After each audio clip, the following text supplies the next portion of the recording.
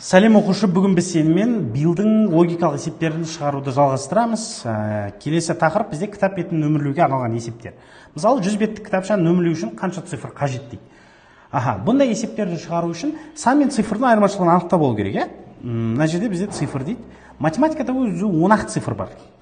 Ол алфавиттегі әріптер сияқты ғой, сандар осы цифрлардан құралады.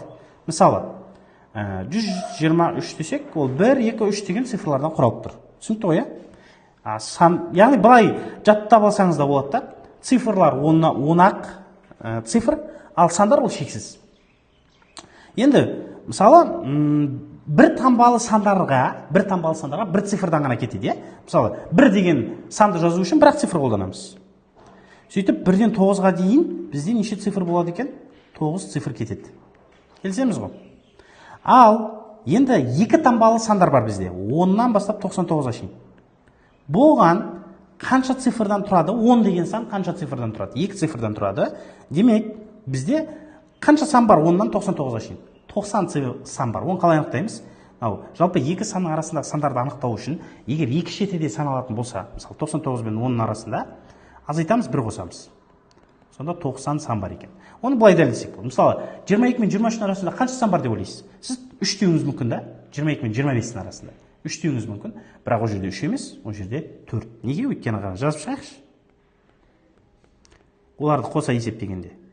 Сонда 4 сан бар екен. Яғни, мынадан азайтамын да, плюс 1 қосамын. Енді 90 сан бар. Енді ол неше цифр болады? Әр қайсы екеуден 2-ге өтем. Сонда 180 цифр бар екен. 2 таңбалы. Енді қараңыз, 100 беттік. Бізде мынаған 9 цифр кетті ма? Кетті. 99-ға шейін 180 цифр кетті ма?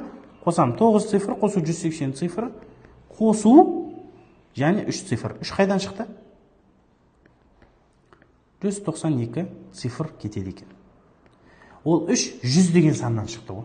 Яғни 100 деген санның өзіне 3 цифр кетеді екен.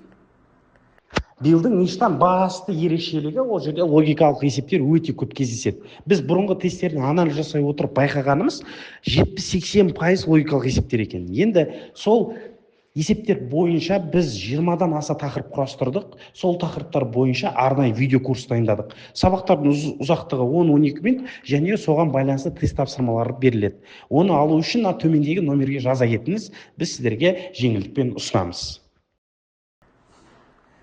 Бұл есептер кітап бетіне ғана байланысты емес, жалпы бетіп те айту мүмкін.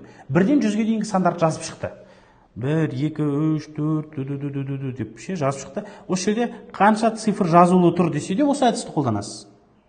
Кеттік ары қарай. Санжар 1-ден 1000-ға дейін сандарды жазып шықты дейді. Тура осы принциппен жасалады. Тура осы принциппен. Яғни 1-ден 9-ға шейін.